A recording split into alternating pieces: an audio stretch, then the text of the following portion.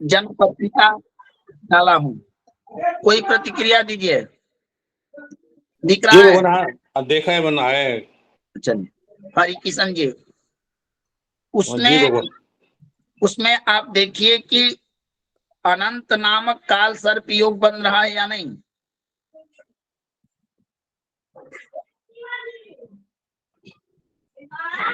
बन रहा है प्रभु जी।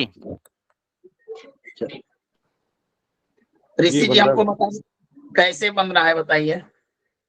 प्रभु जी, पहले भाव में राहु है, और जब प्रथम भाव में राहु रहता है तब प्रथम भाव में राहु और सप्तम भाव में केतु रहता है, तब अनंत नामक काल सर्प योग बनता है।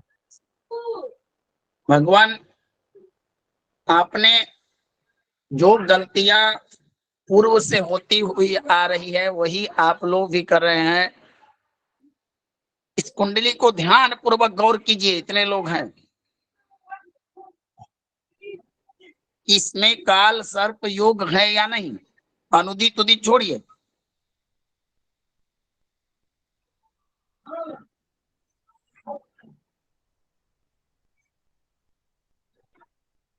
और ये केतु से राहु के बीच में सारे ग्रह आ रहे हैं, तो ये काल सर्प योग तो बनता ही नहीं है ऐसे तो।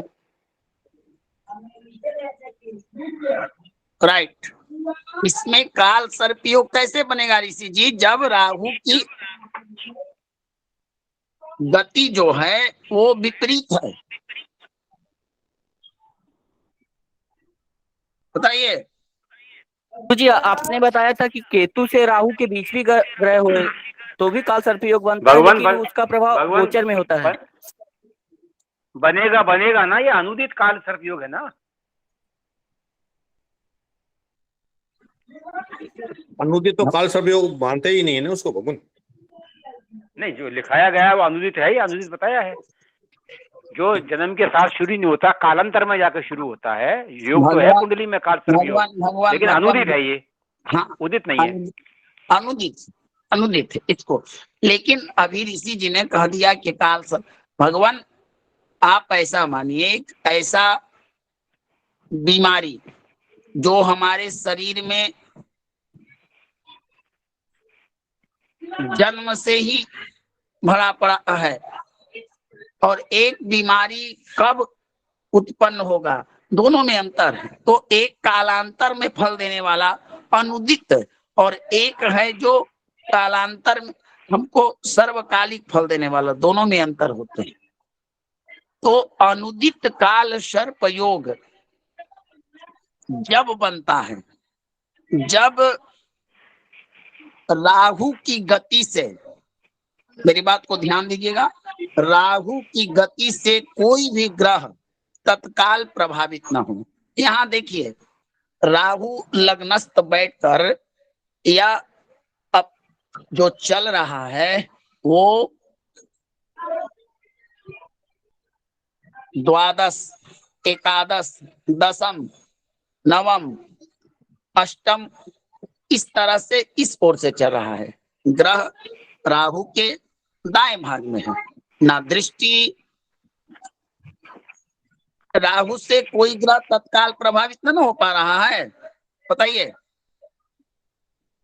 गुरुजी से तो दृष्टि की नहीं हो रहा। गुरुजी दृष्टि के हिसाब से तो हो रहा है ना। दृष्टि से भगवान काल सर्प योग नहीं होता है। अगर ऐसा हो तो बहुत सारे ग्रह ऐसे होते हैं जो राहु काल सर्प योग के लिए एक बार सदैव ध्यान दीजिए। तो दृष्टि में तो तीन ही जगह डालेगा ना, जगह जगह दृष्टि थोड़ा डालेगा। सही तो है, दृष्टि से नहीं होगा। मात्र दृष्टि से नहीं होता है भगवान, उसका एक क्षेत्र ऐसा समझिए। मैं आपको एक फोटो के माध्यम से बताने का प्रयास कर रहा हूँ। आप लोग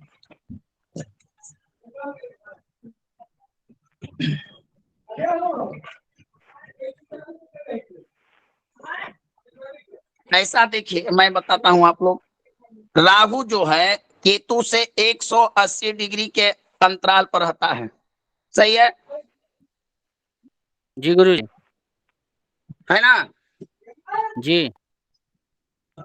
अब 180 डिग्री में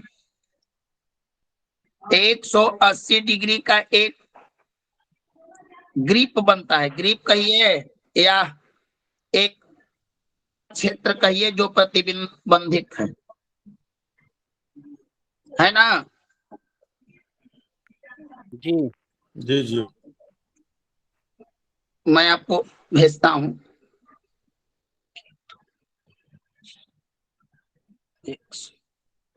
एक एरिया होता है ना जो डेंजर जोन जिसको कहा जाता है।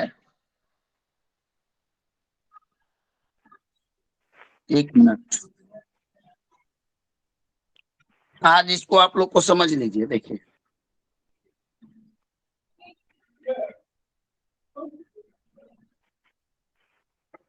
फोटो दिखा,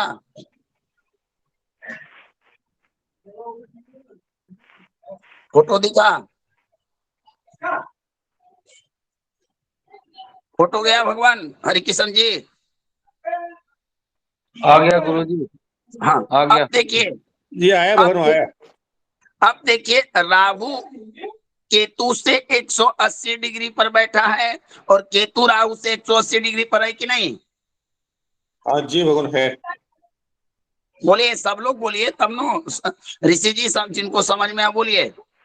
जी गुरुजी, बैठा है गुरुजी। जी गुरुदेव अब है। देखिए 180 डिग्री से 180 डिग्री तक एक छाया बन रही है ना, ग्रिप। जी गुरुजी। जी बन रही है नहीं? बताइए बन रही है या नहीं बन रही है? जी गुरुजी बन रही। अच्छा, अब राहु और केतु जो दूसरा कुंडली हमने भेजा है अनुदित काल सर्प योग वाला, उसमें इस ग्रिप से क्या कोई ग्रह प्रभावित हो पा रहा है? नहीं नहीं हो रहा गुरुजी। भगवान, नहीं हो। जी गुरुदेव, नहीं नहीं। अगर इन्हीं ग्रहों को हम इस ग्रीप के अंदर डाल दे, इस डेंजर एरिया काल सर्प योग का जो निर्धारित किया गया है कि इतना से इतना तक रहने पर बनेगा, तो क्या काल सर्प योग उदित होगा कि नहीं? बोलिए। हाँ होगा बन जाएगा होगा, ये राइट होगा हैंड गुरुदेव, साइड, होगा होगा। ये सारे ग्रह इधर से हट के राइट हैंड साइड पे आ जाएंगे तो होगा, तो उदित काल सर्प योग हो जाएगा। हाँ, अब यहाँ तक क्लियर हो गया लोग को ना? जी गुरुदेव जी। अब चलिए, अब मान लीजिए अंशात्मक समझिए कि राहु इस कुंडली में 30 डिग्री पर बैठा हुआ है, ठीक ना? आए बताइए, बताइए हमको कोई आदमी। 30 डिग्री पे। हाँ 30 डिग्री 30 डिग्री ज्यादा हो जाएगा भगवान। मान लीजिए कि हम इसको 20 डिग्री करते हैं, 20 ठीक है वो। 20 डिग्री, और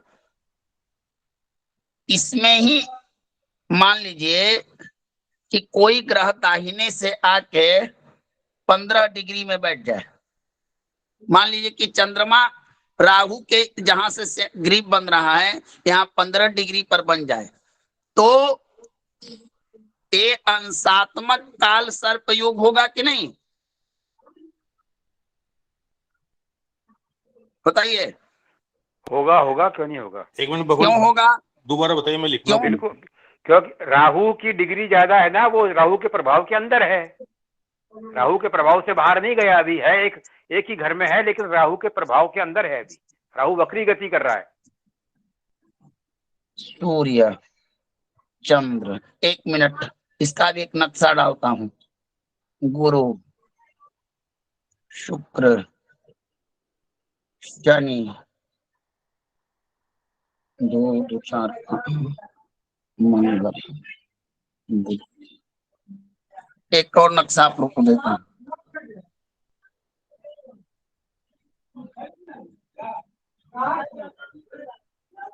नक्शा गुरुजी कहाँ था? अच्छा मिल गया मिल गया। जी भगवान आ गया। एक और नक्शा गया ना? चलिए मिल गया गुरुजी। हाँ, विजेंद्र वशिष्ठ जी ने अंशात्मक काल सर्प योग डाला। चलिए अब देखिए, नहीं मेरा नहीं है वो, मैंने तो इसको डिस्कस के लिए डाला है, इस पर भी डिस्कस करेंगे। हाँ, आपने जो इस पे डाला उस पर बात करें अभी। हाँ देखिए, दो मेरे द्वारा भेजा गया 2 चीज आपको समझ में आ गया तो तब तीसरा पढ़ लगू या 2 क्लियर करना है? गुरुजी पहले वाला बताइए, इसमें काल सर्प योग बना कि नहीं बना? बना, लेकिन अनुदित काल सर्प योग, अनुदित जो उदित ना है, समझ गए ना? ऋषि जी जी, कल जी। मैंने उदित अनुदित किया, कल उदित अनुदित की अपन ने बाद में चर्चा की थी ना रात को, जी तो वही ऋषि तो जी इसमें तो वही तो ऋषि चीज जी, डाली है गुरुजी ने। अब देखिए भगवान, मैं फिर एक बार आपको बताता हूं कि काल सर्प योग के 3 प्रकार होते हैं। एक काल सर्प योग उदित, उदित का अर्थ होता है जो प्रकाशित हो, जो प्रभावशाली हो। एक अनुदित काल सर्प योग होता है। अनुदित का अर्थ है जो प्रभाव, जिसका प्रभाव कम हो और कालांतर में जिसका प्रभाव दिखे, और एक अंशात्मक होता है। जो ये सब चीजें बताई गई हैं, लेकिन आप शर्मा लोगों ने आई? बिना, एक मिनट, तो देखिए, उदित काल सर्प योग राहु की गति से प्रभावित होता है। राहु जिस ओर चलता है, अब केतु तक 180 डिग्री का जो मैंने ग्रिप बनाया है, इस ग्रिप के अंतर में आने वाले सारे ग्रह, यानी राहु और केतु के अलावे जितने ग्रह हैं, अगर इस ग्रिप के अंदर में रहें तो उदित काल सर्प योग। और अगर उसी ग्रिप को हम दाएं से बनाएं और सारे ग्रह यहाँ रहें तो ये अनुदित काल सर्प योग होता है। अब यहाँ तक समझ में आया या नहीं? गुरुजी नमो नमः। गुरुजी हाँ। मतलब जो अनुदित है वो केतु से बनेगा ना, फिर उल्टे चल रहा है केतु, तो केतु से बुध शनि ऐसे चल रहा है, तो केतु से बना अनुदित। केतु से बना, और इसमें एक चीज और तो हुआ कि कोई भी ग्रह राहु के गति से प्रभावित नहीं ना हुआ, नहीं हुआ, नहीं हुआ, केतु की गति से प्रभावित हुआ। तो इसलिए इस चीज को हम अनुदित कह दिए। इसका प्रभाव, क्योंकि आप लोग यहाँ तक जान चुके हैं, और जान नहीं चुके इसको मान लीजिए, मानना पड़ेगा। यही चीजें सत्य हैं कि काल सर्प योग राहु से ही प्रभावित होता है, ठीक है ना? तो इसको गुरुजी आपने एक बार ये भी बोला था कि केतु से कोई कालसर्प योग नहीं बनता, तो इसको ऐसे भी पढ़ ले, जो केतु से कालसर्प योग बनता तो है लेकिन प्रभावित नहीं होता, तो मतलब नहीं बनता। नहीं बनता, लेकिन शास्त्राकारों ने कहा कि ठीक है, इनका प्रभाव, उदित काल सर्प योग का प्रभाव जन्म से दिखता है, लेकिन इनका जो बन रहा है थोड़ा सा भी तो प्रभाव पड़ रहा है। कहीं ना कहीं इन ग्रहों पर राहु और केतु की दृष्टि मात्र अंश तो पड़ रही है ना? बताइए। अब हम दृष्टि पड़ रही है, लेकिन दृष्टि तो काल सर्प नहीं होगा तो भी दृष्टियां तो पड़ती रहती है ना भगवान, वैसे तो काल सर्प योग अनुदित का हुआ कि हर समय में सारे ग्रह राहु केतु के मध्य में नहीं आते हैं। ये एरिया जो है जहां पर अभी मैंने ऊपर वाली कुंडली भेजी है वो अनुदित काल सर्प योग का है। तो इसीलिए अनुदित अर्थात जो उदित ना हो, ऐसे का प्रभाव ही तो कम कहा गया है। हरि किशन जी जी, भगवान जी, जी भगवान जी, भगवान सही कह रहे हैं। समझ गए सुमंगल जी? सुमंगल जी समझ में आया? और चलिए, दशा नहीं, आएगी, किसी की दशा आएगी तभी उसका प्रभाव आएगा, नहीं तो नहीं आएगा। किंचित मात्र का प्रभाव है। इसीलिए तो ऋषियों ने कहा कि केतु से बनने वाले काल सर्प योग को ना भी कह दे तो कोई दिक्कत नहीं है। एक क्लियर हुआ या नहीं? आगे बढ़ू? जी गुरुदेव, स्पष्ट हुआ। जी गुरुजी स्पष्ट ठीक। है भगवान, क्लियर है भगवान। क्लियर है गुरुदेव, क्लियर। ऋषि जी आपका क्लियर हो गया ना? चलिए, अब इस भगवान अभी बात बोल दीजिए, फिर पुनः इसी प्रश्न को कीजिएगा तो विषयांतर प्रश्न हो जाएगा और हम आगे नहीं बढ़ पाएंगे। समझ में आ गया उदित या अनुदित? आ गया गुरुदेव, अच्छा, समझ आ में आ गया गया। गुरुजी, आ गया। उदित अनुदित आ गया, बस थोड़ा अंशात्मक में भी एक बार वो समझना बाकी है। ऋषि जी आप अपना प्रत्युत्तर दीजिए, समझ में आया या फिर पुनः यही प्रश्न आएगा? चलिए, लगता है कक्षा में कुछ लोग कक्षा में रहकर भी कक्षा में नहीं होते, और जब विषय खत्म होता है तो प्रश्न करते हैं कि कैसे होगा। ये अनुचित बात होता है भगवान, विषयांतर हो जाता है प्रश्न। रीज हैंड कीजिए जिन लोगों को समझ में आ गया। ऋषि जी या तो आप पुनः जुड़िए या तो प्रति उत्तर दीजिए प्रभु जी। यही होता है नवीन जी, 3 दिन चौथे दिन से उदित अनुदित की कक्षाएं चल रही है और प्रश्न पूछ देते हैं, और जब प्रति उत्तर देने का बारी आता है तो कहीं दूसरे जगह होते हैं। चलिए, हम अंशात्मक की, हम उदित अनुदित की चर्चा खत्म करते हैं। देखिए, एक मैंने नीचे में आप लोगों को एक ग्रीक कुंडली बनाकर भेजा हूं, दिख रहा है ना? दिख रहा है जी। 18 पर हैं राहु और 4-5 कुंडलियां जो। हाँ, नहीं। इसमें देखिए नवीन जी, आपको नवीन जी मैं आपके माध्यम से बता रहा हूं, अगर आप आपके पास तो बोर्ड नहीं है, चलिए यहाँ पर राहु जो बैठा है वो 20 डिग्री का है। पहले बात को समझिएगा, राहु 20 डिग्री पर है और इधर से एक ग्रह कोई 15 डिग्री पर राहु के साथ में बैठ जाए, या कोई ग्रह बुध ही जाकर केतु के पास, केतु की डिग्री से कम होकर बैठ जाए, इस स्थिति में जहां से काल सर्प योग का निर्माण होता है, दोनों के बीच में कोई एक ग्रह आ जाएगा तो थोड़ा सा अंशात्मक काल सर्प योग बनेगा कि नहीं बनेगा? बोलिए जी भगवान। चलिए, लेकिन अंशात्मक काल सर्प योग क्या होता है? अब यहां देखिए, भले ही चंद्रमा राहु के साथ बैठा हुआ है 15 डिग्री पर, लेकिन राहु जो है वो अपना गति 12, 11, 10 करेगा, और चंद्रमा की जो गति होगी भगवान, वो द्वितीय, तृतीय, चतुर्थ, पंचम, षष्ठम और सप्तम की ओर आएगी। बताइए। जी प्रभु जी, बिल्कुल बिल्कुल सही। विजेंद्र जी हैं प्रभु जी।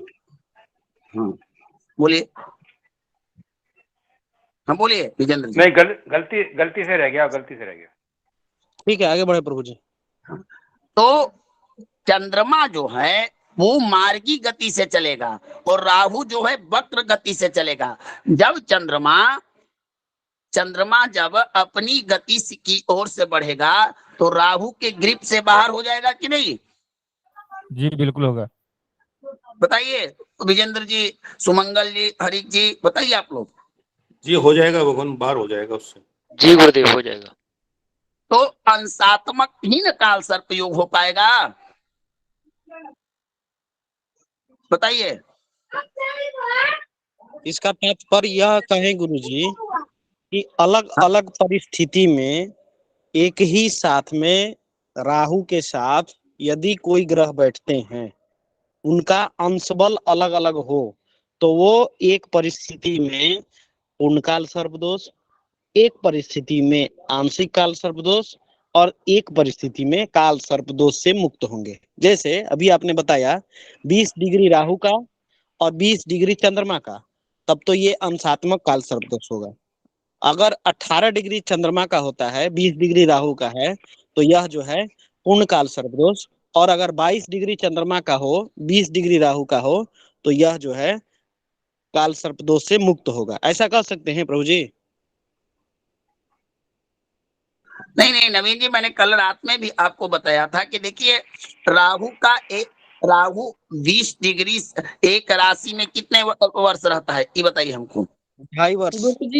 गुरु जी 1 मिनट, सबसे पहले तो आप ये बताओ, जैसे हम 30 डिग्री अंश गिनते हैं, हाँ तो हम गिनते हैं 0 डिग्री, जहां से पहला भाव शुरू होता है वहां से हम 0 डिग्री, एक जर्नल बता रही हूँ, 0 डिग्री हम वहां से गिनना शुरू करते हैं, ठीक है। अब 15 डिग्री पे कोई ग्रह बैठेगा तो हम, या 18 डिग्री पे कोई ग्रह बैठेगा तो हम कहेंगे 0 से लेकर वो दूसरे भाव की तरफ बढ़ता हुआ 18 डिग्री पर है, ठीक है, वो मार्गी है ना।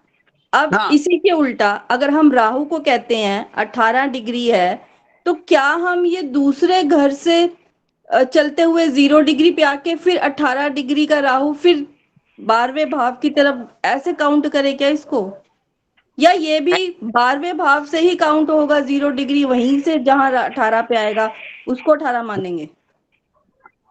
वही राहु तो ऐसे ही चलता ना, जैसे आप बता रही सुमंगल जी। तो ये हम 12वें मतलब दूसरे भाव से हम 0 डिग्री का दूसरे भाव से पहले भाव की तरफ आए, 0 डिग्री मान के वहां से 18 माने।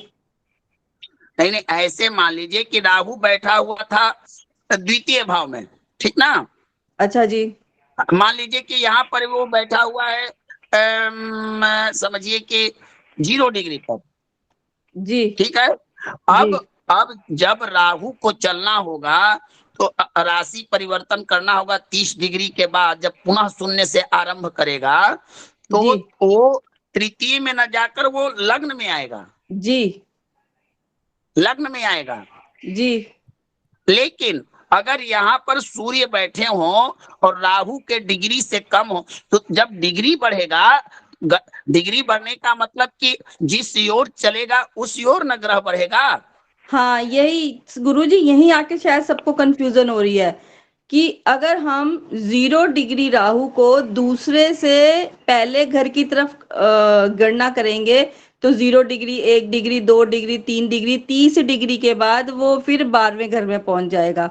ऐसे गणना करेंगे ना। हाँ, नहीं नहीं तो नहीं, नहीं ठीक बता रहे नवीन जी, ठीक बता रहे हैं कि जब 30 गुरुजी उनका पूछने का तात्पर्य यह है कि राहु वक्री चलता है तो इसकी जो डिग्री 0 से 30 तक गिनेंगे वो लेफ्ट से राइट की तरफ गिनेंगे, और जो वहां मंगल बैठा हुआ है 15 डिग्री पे उसकी डिग्री 0 से 30 राइट से लेफ्ट गिनेंगे। लेफ्ट की तरफ चाह रही है सुमंगल जी, यही ऐसे ही है या गलत है ये? नहीं, इनका प्रश्न तो ऐसे ही है, लेकिन सुमंगल जी ये बकरी ग्रह जो होते हैं वो सदैव वो वामवर्ती चलते हैं, इस बात को भी तो ध्यान देना। हाँ जी भगवान, बात ये है कि उसकी डिग्री जो है वो 0 डिग्री हम कहाँ रखें राहु की। हाँ जी, अगर उसकी 18 उसकी 20 डिग्री हमें काउंट करनी है तो जो राइट हैंड साइड का जो कोना है वहां से 20 डिग्री गिनेंगे या लेफ्ट से ही 20 गिनेंगे? लेफ्ट। हाँ, तो गुरुजी यहाँ पे ना फिर डिग्री का देखो फर्क आ जाता है। और नहीं 1 मिनट, और इसी घर में मंगल बैठा है तो उसकी डिग्री कहाँ से गिनेंगे? 15 राइट से, अगर बकरी ना हो तो, बकरी ना हो नहीं, तो। हाँ नहीं, मार्गी है तो मार्गी मान के चलो, ये कंफ्यूजन क्लियर हो गया, बिल्कुल ठीक है। मार्गी इसमें तो फिर अब बिल्कुल ये राहु की पकड़ में आ रहा है। अब गुरुजी, अगर हम कहते हैं कि राहु जो है वो 20 डिग्री का है, ठीक है, इसका मतलब ये हुआ वो 12वें घर की तरफ जाता हुआ 20 डिग्री का है, ठीक। और अगर आपने बोला चंद्रमा 15 डिग्री का है, तो ये 15 डिग्री का चंद्रमा दूसरे घर की तरफ जाता हुआ का 15 डिग्री हुआ, तो ये फिर राहु की गिरफ्त से बाहर हुआ गया ना, क्योंकि राहु ने उधर चलने वक्री और उसने मार्गी। तो 15 जब वह एक साथ बैठा तो कहीं ना कहीं अंशात्मक दूरी बनी ना। हाँ, वो बस ठीक है, एक घर में बैठने की वजह से अंशात्मक बन गया, लेकिन एक ही राशि में बैठे हैं दोनों, एक ही राशि में नहीं है, इसलिए हाँ, अगर ग्रिप में होता तो अंशात्मक क्यों होता? ग्रिप से बाहर चला गया। हाँ, तो नहीं वो वही बात, हाँ वही कह रही हूँ मैं भी, तो ये थोड़ा सा अंशात्मक। अच्छा गुरुजी, दूसरी बात ये कि अंशात्मक डिग्री जो हम कालसा बोलते हैं, ये कितने अंशों के फर्क से, यानी कि राहु अगर 20 डिग्री है तो कितने अंशों तक बाहर चला जाए कोई ग्रह तो हम कहेंगे अंशात्मक है, 2 डिग्री 5 डिग्री। ये महोदया सदैव एक बात पर अपना ध्यान केंद्रित करना है कि राहु का जो ग्रिप है, उस ग्रिप में राहु के डिग्री से कम अंश होना चाहिए ग्रहों का। है राहु के डिग्री से, जैसे अब मान लीजिए कि कोई ग्रह ऐसा होता कि जो मैंने क्या बताया था कि काल सर्प योग तभी प्रभावशाली होता है जब राहु से कमजोर ग्रह हो। ठीक है ना, बताइए। हेलो जी, क्या कंफ्यूजन हो रहा है, बताइए क्या। नहीं, बस मुझे यही पूछना है कि कितने अंश तक हम माने कि अंशात्मक है। इतने अंश से मतलब नहीं है। मान लीजिए कि राहु अगर 10 अंश का है तो हमको 8-7 अंश उस ग्रह का होना चाहिए, बराबर नहीं होना चाहिए और ज्यादा नहीं। लेकिन गुरुजी अगर हाँ राहु 10 डिग्री का है तो राहु तो उस तरफ से आ रहा है और इधर से ये ग्रह दूसरा 7 डिग्री का आ रहा है, तो दोनों के बीच में का अंतर ही कम से कम 13 डिग्री का हो जाएगा। तो आंशिक होगा ना। अच्छा, ये आंशिक हुआ फिर। हाँ, ये नहीं होगा आंशिक। ये आंशिक क्यों होगा भगवान? ये तो राहु की गिरफ्त में रह गया। 7 आया इधर से चंद्र मंगल और वो उधर से 10 आया। नहीं भगवान, आप ग्रीप, मैं क्या कर रहा हूं कि ग्रीप में जाता हुआ ग्रह ग्रीप में प्रवेश न करके पुनः उस स्थान से अपनी ओर चला रहा है ना, मार्गी गति से। तो ग्रीप में गया कहाँ? ग्रीप के लाइन पर से तो लौट आया। क्या विजेंद्र जी? जी भगवान। जैसे आपने कहा कि ग्रीप में ग्रीप, एक ग्रह को ग्रीप में चल जाने से वह पूर्ण काल सर्प योग नहीं होगा, वो आंशिक काल सर्प होगा। जब तक ग्रीप में सारे ग्रह नहीं जाएंगे तब तक कैसे काल सर्प योग होगा, ये बताइए हमको। भगवान राहु अगर 10 डिग्री पे है और मंगल मार्गी है और 7 डिग्री पे बैठा है तो मंगल राहु की ग्रिप में है या नहीं, ये बताएं पहले तो।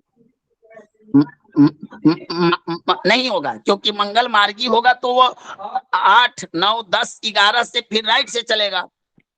नहीं, 8 पे बैठा है मंगल मार्गी लगन आठ में ही, पर भी है, और लगन में ही राहु 10 पे बैठा है। अब हाँ, बताएं ये ठीक है। राहु की ग्रिप में है कि नहीं? ग्रीप में तो यही तो अंशात्मक काल सर्प योग हुआ ना गुरुजी। वो तो अभी ग्रिप आपने में कहा ही था है। ग्रिप से बाहर चला जाए तो अंशात्मक होगा, अभी आपने ये बताया था। महोदय दो आदमी बोल रहे हैं, समझ में कभी नहीं आ रहा कह क्या रही है। इनका सवाल ही नहीं पता लग रहा है क्या कह रही है। नवीन जी, आप समझे थे ना, समझा सकते हैं।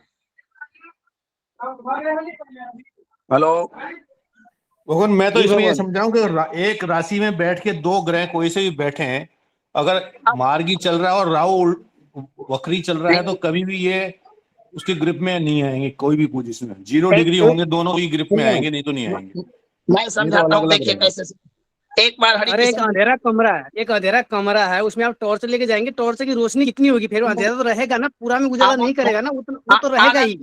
आनंद जी सुनिए, देखिए सब लोग ध्यान से श्रवण कीजिए। आंशिक काल सर्प योग बनता कैसे है, देखिए।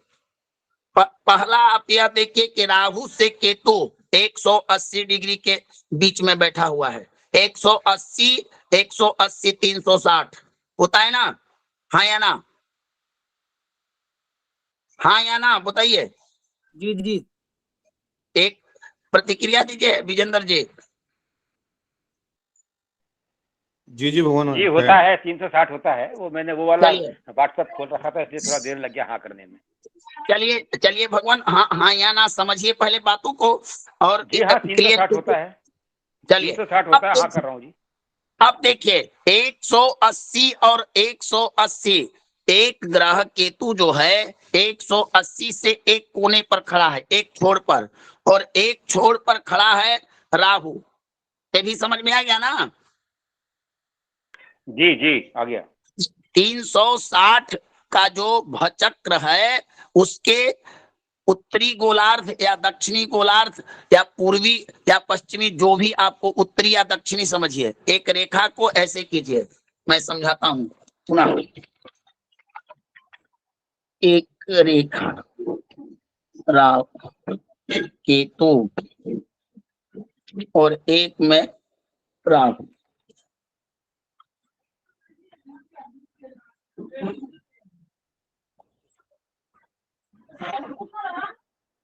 अब देखिए मैं एक फोटो डाल रहा हूं, इससे आपको मदद होगा।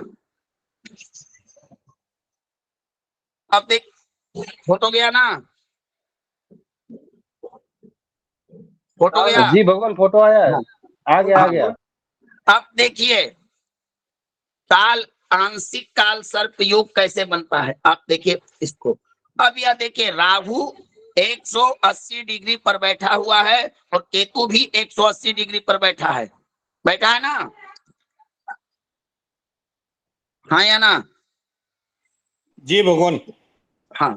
अब दोनों की गति भी विपरीत कर्म की है। राहु जो है वो चल रहा है द्वादश से, वही केतु किस ओर से चलेगा? वही आएगा अष्टम, नवम, दसम, इस तरह से आएगा, इसी ओर से जाएगा ना?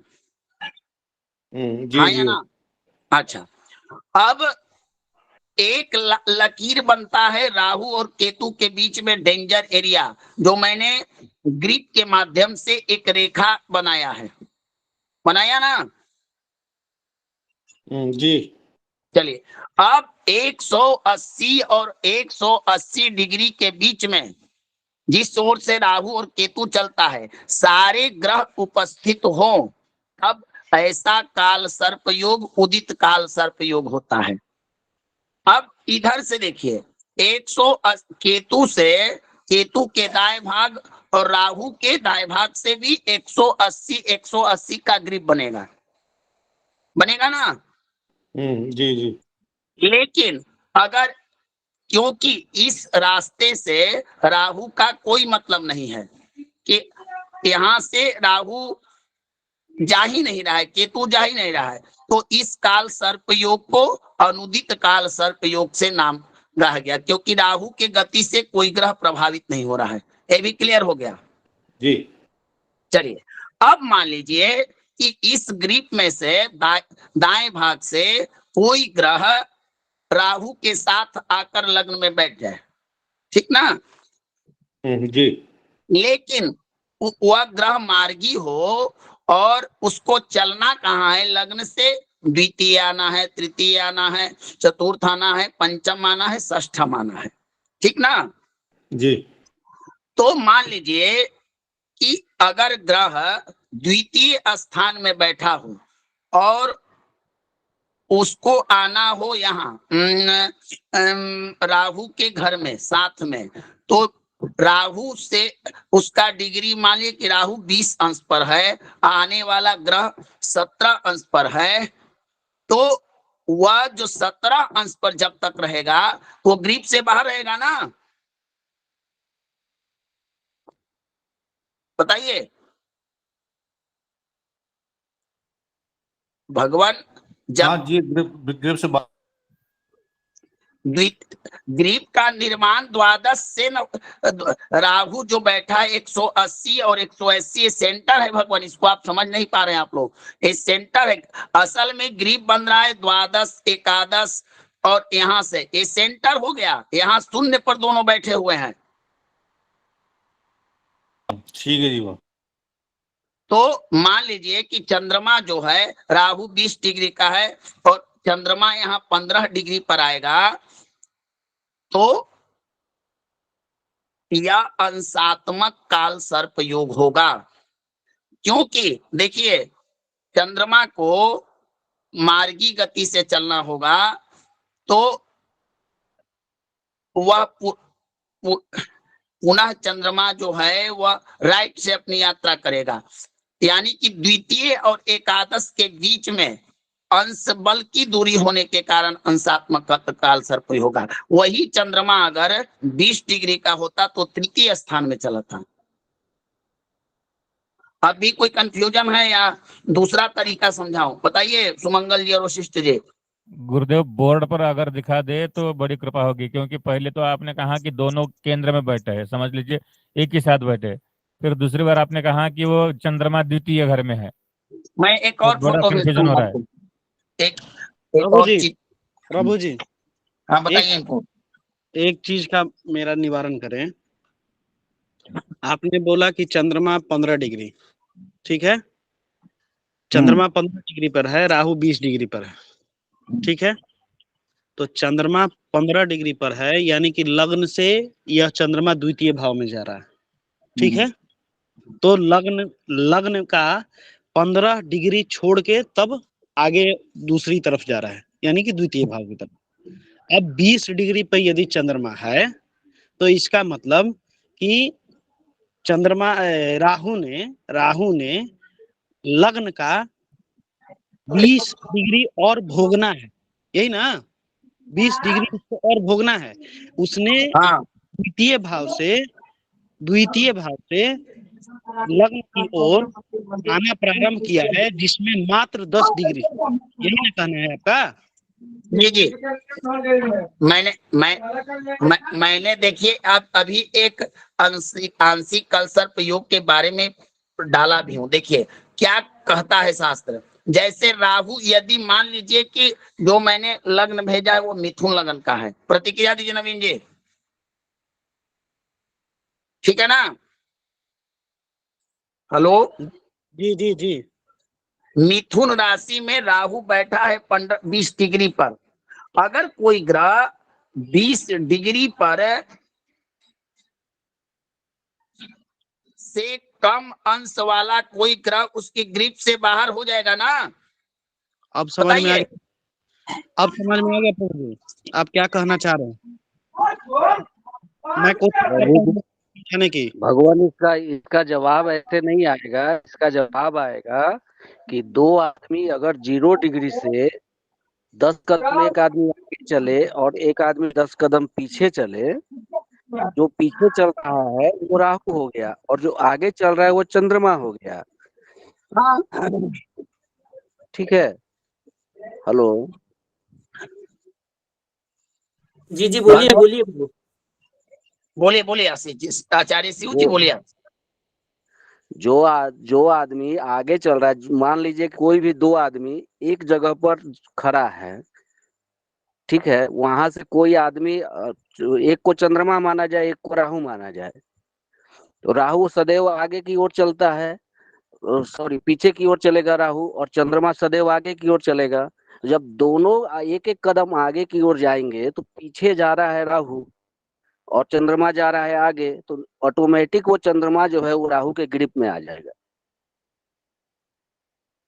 ग्रिप नहीं, ग्रिप से बाहर हो जाएगा, दूर जाते जाएंगे ना, मगर वो दूर जाएंगे। आचार्य शिव जी सुमंगल, जैसे समझिए कि राहु और चंद्रमा 2 दोस्त हैं और दोनों चल रहे हैं एक ही रास्ते पर। एक हाँ। राहु जो है उसकी प्रवृत्ति है कि वो पीछे चलता है और चंद्रमा सदैव अग्रिम चलता है। आगे की ओर चलता है। हाँ, अब हुआ क्या कि राहु जहां से चल रहा है उससे 180 डिग्री तक एक अपना क्षेत्र बना रहा है कि मेरे क्षेत्र में कोई सारे ग्रह अगर आ जाएंगे तो मैं काल सर्प योग का रूप धारण कर लूंगा। ठीक है ना? बिल्कुल बिल्कुल। अब क्या हुआ कि अब बताइए कि चंद्रमा को उसके ग्रिप में जाने के लिए उसके अंशों के बराबर होगा तब न जाएगा चंद्रमा। नहीं गुरुजी, मैं ऐसा नहीं कह रहा हूँ, वो तो ऑटोमेटिक अंश में। भगवान नवीन गुरुजी, आप एक बार बोर्ड में बता दीजिए, सबको समझ में आ जाएगा। अरुण जी, आनंद जी, अगर हम लग्न में चंद्रमा राहु के साथ बैठा हुआ, ठीक है, चंद्रमा की हम 20 डिग्री मान रहे हैं, तो इसका मतलब है राहु का भी अगर 20 डिग्री है चंद्र इसके अंतर्गत, तो राहु की वास्तविक 20 डिग्री नहीं है, बल्कि वह 10 डिग्री है ना? बिल्कुल सही। यही तो मैं समझना चाह रहा हूँ उतना देर से। बिल्कुल यही चीज है। तो चंद्रमा राहु की ग्रिप से बाहर निकल गया ना। हाँ, वो 10 डिग्री है। राहु की वास्तविक राहु की जो 20 डिग्री है वो एक्चुअली हम जो है -30 करके और तब उसको जो है सो काउंट करें, तब जाके भगवान यही तो मैं बोलना चाह रहा हूँ इतना देर से, कि राहु का अगर 20 चल गया तो वो 10 डिग्री पे आ गया एक्चुअल में, तो बिल्कुल 10 डिग्री पर आ गया, ठीक है। और अगर चंद्रमा नवीन जी 1 मिनट, और अगर चंद्रमा 5 डिग्री ही चला है तो वो राहु की गिरफ्त में है, और चंद्रमा अगर 11 डिग्री चल गया तो वो राहु की गिरफ्त से बाहर चला गया। सही है, बिल्कुल बिल्कुल।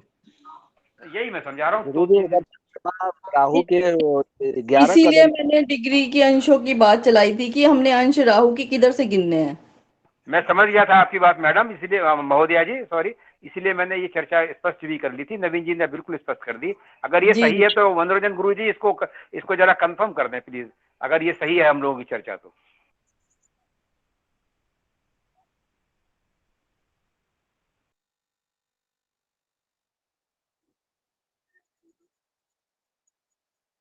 नवीन जी गुरु जी तो करेंगे ना फाइनल, तो कि मतलब हम लोग सही बोले हैं गलत बोले हैं।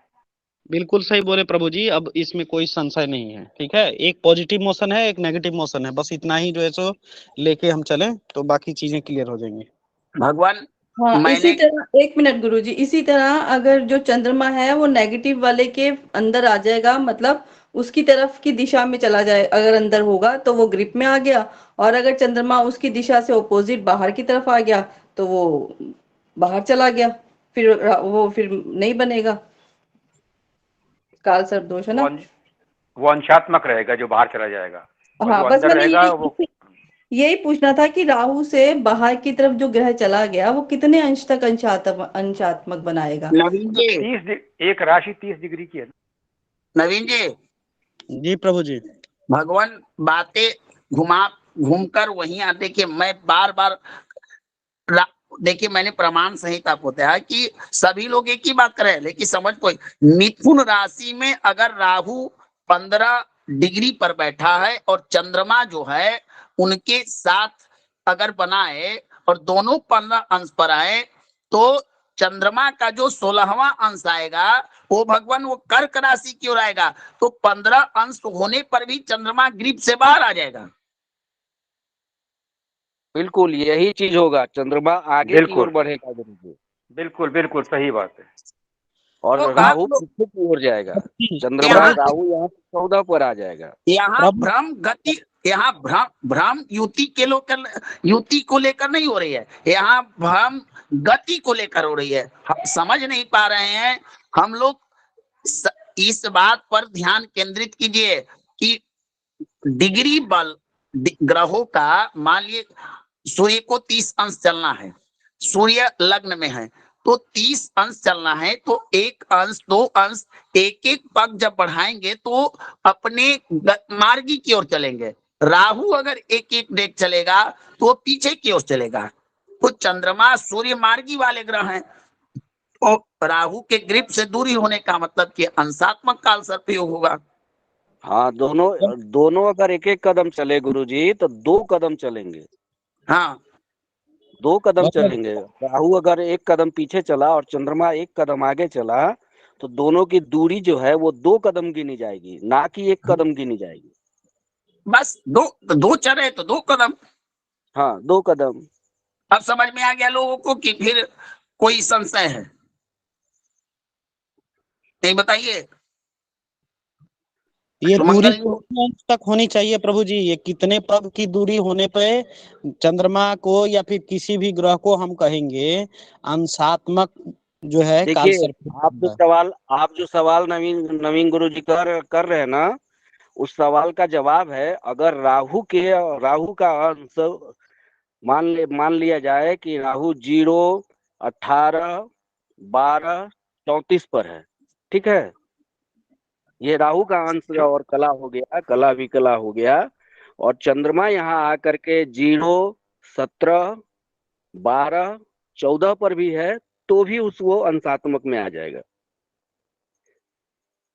अगर 1 इंच की दूरी भी आती है उन दोनों के चाल में तो अंशात्मक गिना जाएगा। नवीन जी देखिए, नवीन जी शास्त्र का स्पष्ट निर्णय है, इसमें किसी प्रकार का कोई संकोच नहीं है और ना मैथमेटिक्स की आवश्यकता, कि दूरी तब मानी जाएगी जब राहु से अधिक अंश पर होने पर ग्रिप में माने जाएंगे। राहु से अधिक अंश होने पर ग्रिप में मान जाएंगे। राहु 15 का है और अगला ग्रह 16 का है तो ग्रिप के अंतर्गत आएगा। लेकिन राहु अगर 15 के हैं तो कोई ग्रह 13, 12, 10, 8, 9 है तो ग्रिप से बाहर माना जाएगा और वही आंशिक कल सर्पयोग होगा। दूसरा कोई इसका तथ्य नहीं है। इसका कहने का तात्पर्य गुरुजी कि एक ही भाव में रहने पे अगर कोई ग्रह ग्रिप से बाहर हो गए तो वह अंशात्मक कहा जाएगा, यही ना? बस बस बस। और ग्रिप से बाहर तभी माना जाएगा जब राहु की डिग्री से उसकी डिग्री कम हो। वो ठीक है गुरुजी, बस यही क्लियर करना था कि एक ही भाव में बैठे हों और उनके बीच वह राहु जो है वह ग्रिप से जो है सो राहु की ग्रिप से बाहर हों तभी। ये केतु के साथ भी बनेगा कि सिर्फ राहु के साथ? एक चीज और क्लियर कर दीजिए। दोनों ग्रह मिल करके लाइन बनाएंगे नवीन गुरुजी। हाँ दोनों है कि ये तो अब मान लीजिए भगवान की केतु के साथ भी बनेगा तो अंशात्मक ही बनेगा ना। जी जी। जब तक राहु और केतु का लाइन नहीं बनेगा तब तक आपको काल सर्प योग का निर्माण ही नहीं होगा। चलिए आंशिक काल सर्पयोग, अब कोई चीज समझ में आ गया कि आगे बढ़ूं या कोई फिर इस पर और कोई चर्चा करानी है? अब एक चीज और समझ लीजिए, मैं एक चीज और बता देता हूं। आज सिर्फ आंशिक काल सर्प प्रयोग पर ही चर्चा होगी। एक और होता है, देखिए राहु एक राशि को लगभग क्या आप लोग सदैव जानते हैं कि वह 2.5 वर्ष लगाता है। 1.5 साल में एक राहु राशि को पार करता है, सही है ना? बताइए हाँ या ना? 2.5 साल प्रभु जी। राहु का तो 2.5 है। ठीक है, राहु 1.5 साल 2.5 है हमारी लगाता है। जबकि चंद्रमा, देखिए आप लोग बात कर रहे हैं राहु और चंद्रमा की बात। राहु शनि 2.5 वर्ष एक राशि का भोग करता है भगवान, तभी तो उसकी ढैया चंद्रमा। देखिए कैसे बनता है आंशिक काल सर्पयोग। चंद्रमा जो है उसको 2.25 दिन में 30 अंश चल लेने हैं, है ना जी?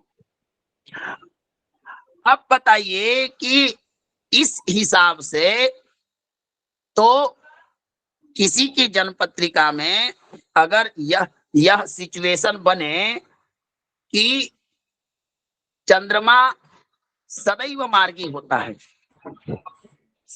और कोई भी ग्रह प्रभु स्थिर नहीं होता है जन्म पत्रिका में, भले ही वो स्थिर हो कि सप्तम भाव में हो तो बैठ जाए, लेकिन गोचर वश ग्रह चलन में होते हैं, गतिशील होते हैं। अब राहु 1 साल 1.5 साल उस राशि को पार करेगा, कभी ना कहीं घूमते हुए राहु के साथ चंद्रमा की युति बनेगी कि ना बनेगी? बताइए जी। तो चूंकि चंद्रमा तो जब अंशात्मक इन दोनों में संबंध काल, मान लीजिए कि सारे ग्रह आपके जन्म पत्रिका में काल सर्प के ग्रिप में हैं और एक चंद्रमा जो है अंश बल के कारण बाहर हो जा रहा है, तो काल सर्प योग अंशात्मक हो जाएगा। तो उस सिचुएशन में क्या होगा कि जब चंद्रमा का जब भी उस राशि में गोचर होगा तो वो काल सर्प योग का थोड़ा सा प्रभाव उदित वाला उसको दिखेगा, लेकिन वो पूर्ण काल सर्प योग नहीं होगा, क्योंकि काल सर्प योग में सदैव इस नियम को पालन किया जाता है कि सारे ग्रह उस ग्रिप के अंदर में होने चाहिए, तभी वो पूर्ण काल सर्प योग होता है। ठीक ना?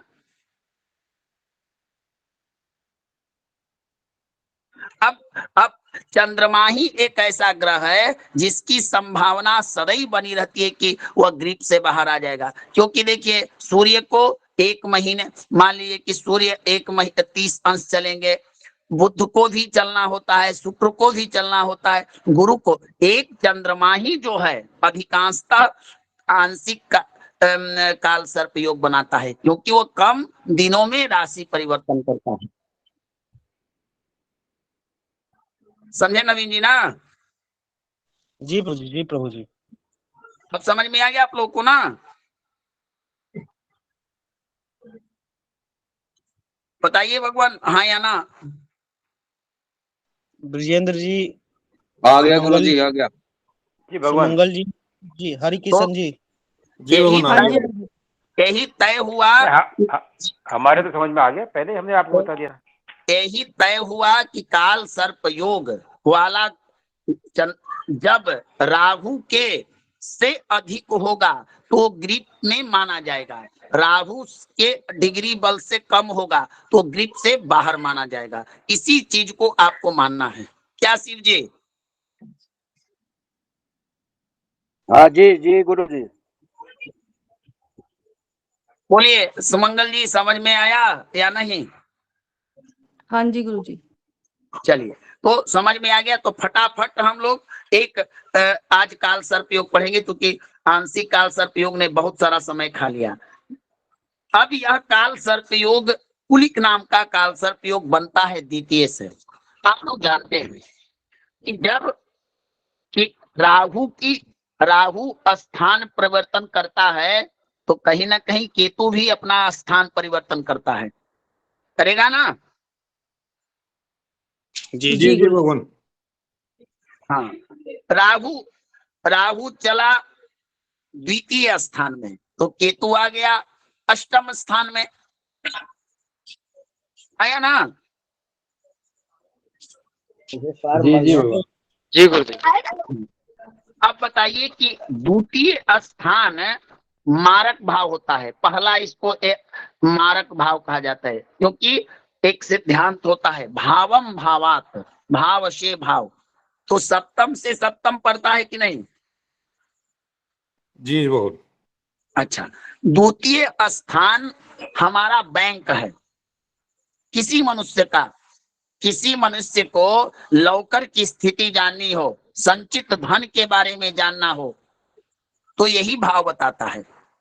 द्वितीय स्थान ही बताता है कि वशिष्ठ जी के पास बैंक में कितने करोड़ रुपया जमा है, वशिष्ठ जी का संचित संपत्ति कितना है, नवीन जी के कुटुंब कैसा है, नवीन जी की आयु कैसी है, यह बताता है द्वितीय भाव। उनका बोलने का तरीका कैसा है, वाणी कैसी है, इत्यादि ये सब चीजें यहाँ से विचार करते हैं कि नहीं? जी जी ईएनटी डिपार्टमेंट को उसी से देखते हैं। हाँ, यही जब किसी का आकलन करना हो, लड़ाई करनी हो किसी से, तो पहले उसका ताकत, पहले क्या करते थे, राजा महाराजा राज ज्योतिषियों से उस जातक की कुंडली बनवाते थे।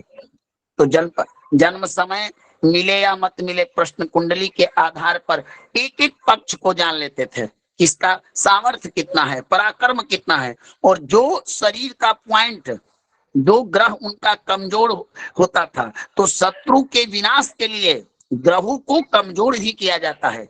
आप किसी शत्रु को परास्त करना हो और आपके पास आधुनिक क्षमताएं न हो, तो संकल्प लेकर उस ग्रह के उसके प्रश्न कुंडली का विश्लेषण करके आप यह देख लीजिए कि उसका ग्रह यह कमजोर है। मान लीजिए किसी को धन से कमजोर करना है तो द्वितीय एकादशेष को कमजोर कीजिए, शत्रु का आय बंद होगा, असंचित धन खर्च होगा तो कमजोर होगा कि नहीं? जी। तो इस तरह से उसको कमजोर किया जाता था। ऐसी पद्धति आज भी है और ऐसा प्रत्यक्ष अनुभव है किसी के नाम को लेकर कि उसका अमुक ग्रह को हमको कमजोर करना है। जैसे आप देखिए पंडित लोग भी इंसान ही होते हैं, मानव होते हैं ना।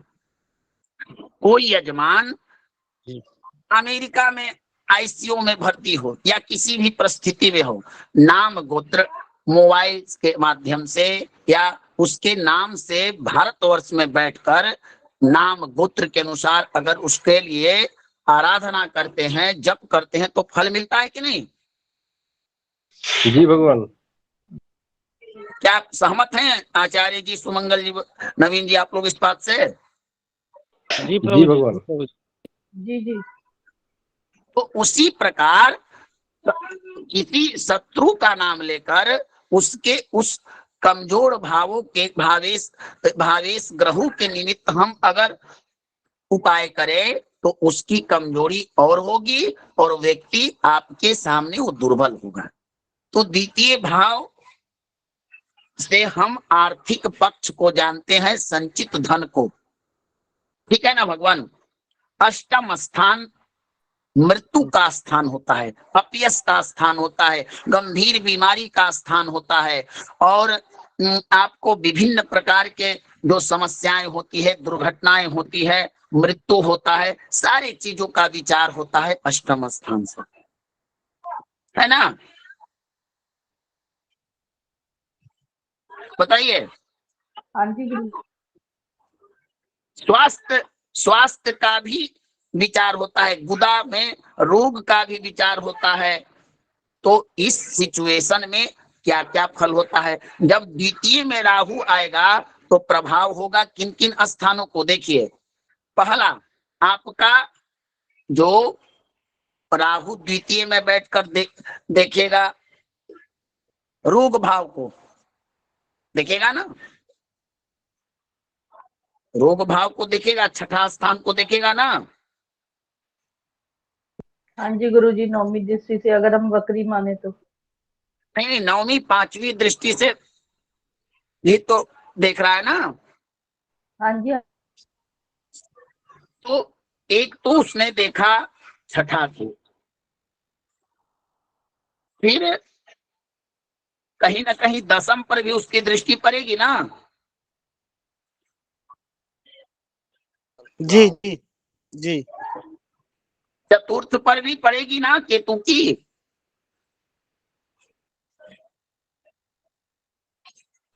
जी। और 12 पर भी बढ़ेगी। तो बताइए कि इतना सारा भाव को सारे ग्रह उसके ग्रिप में आकर अपना ताकत खो देते हैं। ऐसा माया जाल है राहु और केतु के बीच का। इस ऐसी भयानक छाया पड़ती है कि सूर्य जैसे ग्रह, बृहस्पति जैसे ग्रह उस छाया में आकर, मानिए ऐसा एक गुफा है जो इतना मायावी गुफा है जिसमें सारे ग्रह जाकर अपना प्रभाव खो देते हैं। अब इस समय अंधकार जो बलवान होता है, वो कौन बलवान होता है? राहु होता है ना। जी भगवान। सारे ग्रहों का उसने सारे ग्रहों पर अपनी छाया डाल दिया। अब बताइए कि बरसात में जब बादल होता है तो तारे भी बादलों में छिप जाते हैं, चंद्रमा भी छिप जाते हैं, छिपते हैं ना। जी जी जी जी जी भगवान। तो प्रभाव क्या क्या हुआ? कुलिक से जातक को स्वास्थ्य प्रभावित करेगा, रोग भाव को देख रहा है। स्वास्थ्य प्रभावित होगा, व्यय भाव को देख रहा है तो अस्पताल में खर्च कराएगा, बीमारी से खर्च होगा। कर्म को देख रहा है तो जातक के कार्य क्षेत्र में परेशानी होगी। अष्टम को देख रहा है, अपयश होगा, भयानक बीमारी देगा। परिवार धन संचय में कमी होगा, परिवार में मतभेद होगा, कलह की स्थिति बनी रहेगी, विवाह का भी विलंब करेगा। इतनी प्रकार की समस्याएं आपको देगा। होगा कि नहीं बताइए, समझ में आ रहा है? द्वितीय स्थान में बैठकर राहु आपके परिवार में मतभेद कराएगा, भाई को भाई से नहीं बैठेगा। आपको कारण क्या होगा? आपका मुख बातें कारण होगा, वाणी कारण होगा। क्यों? क्योंकि द्वितीय स्थान वाणी का कारक होता है ना हरिकिशन जी। जी भगवान बिल्कुल। जब राहु आपके शत्रु भाव को देखेगा, ऋण भाव को देखेगा, रोग भाव को देखेगा, तो बृहस्पति दो ग्रहों की दृष्टि में बड़ा अंतर आता है। शनि जिस भाव को देखता है उस भाव को नाश करता है। बृहस्पति की दृष्टि जहां पड़ती है वहां पर शुभता आती है। अब राहु है पापक ग्रह, वहां जहां डालेगा तो वहां कुप्रभाव डालेगा, तो रोग, ऋण, रिपो, शत्रु, दुर्घटना, ये सब चीज आपको देगा। होगा कि नहीं बताइए? जी जी वाणी कर्कश हो जाएगा कुलिक वाले को। क्या सुमंगल जी? क्या हो जाएगा गुरुजी? बाई? कर्कश, कर्कश, कड़वा वाणी। अच्छा अच्छा, कड़वा वाणी। नेत्र में समस्या बिल्कुल। होगी, हाँ जी, नेत्र में समस्या, नेत्र नेत्र हाँ जी, द्वितीय हाँ जी, हाँ जी। नेत्र में समस्या होगी, जी जी गुदा भगवान। गुदा में बीमारी होगी, आय की अपेक्षा अधिक खर्च होगा, कर्म का फल भी रुक जाएगा। इतना भयानक अस्पताल में तो जाना ही पड़ेगा भगवान नवीन जी, अस्पताल तो लेकर जाएगा ही, इसमें किसी प्रकार की कोई गुंजाइश नहीं है। क्योंकि देखिए तीनों ही क्रूर प्रभाव, कुंडली के तीनों ही बुरे स्थानों पर प्रभाव डालता है कुलिक, छठा, 8वां और 12वां, देखा है ना?